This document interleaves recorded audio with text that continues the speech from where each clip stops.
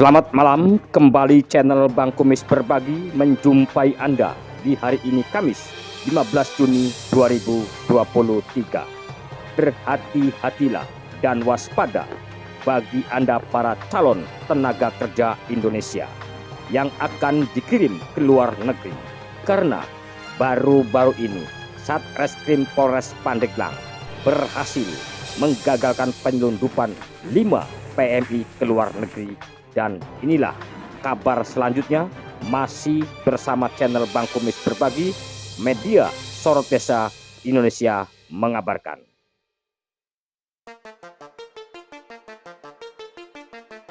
Ungkap kasus TPPO, Satreskrim Polres Pandeglang gagalkan pengiriman 5 PMI ilegal ke Malaysia.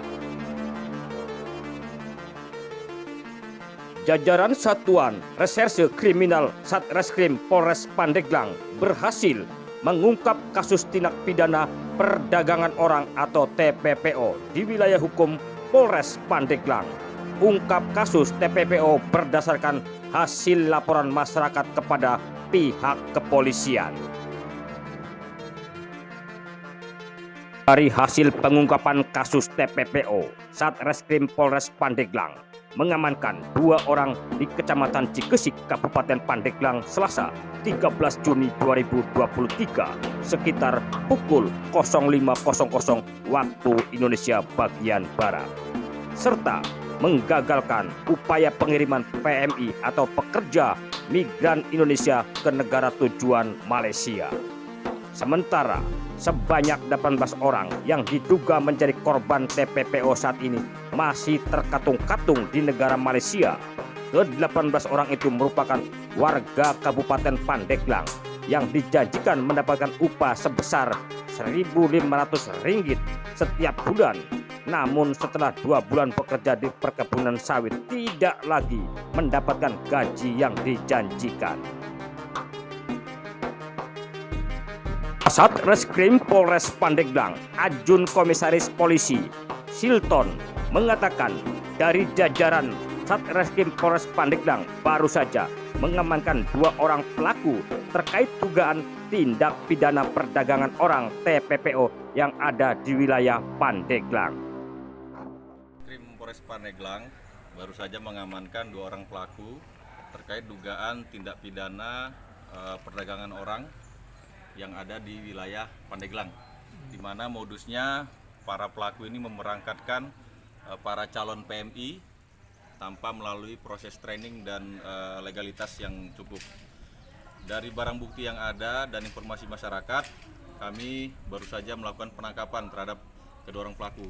Dari tangan pelaku, kita berhasil mengamankan beberapa barang bukti seperti kendaraan yang digunakan untuk mengantar para calon PMI ke bandara.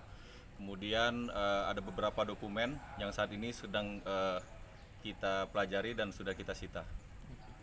Untuk pasal yang dikenakan? Untuk pasal yang dikenakan kita menggunakan pasal 4 Undang-Undang Nomor 21 Tahun 2007 dengan ancaman 10 tahun penjara. Ini mereka langsung memberangkatkan ke Malaysia apa memang ada tempat penampungan dulu? Jadi kalau untuk ini mereka tidak ada penampungan. Jadi mereka ini tidak melalui proses training dan tidak ada dokumentasi.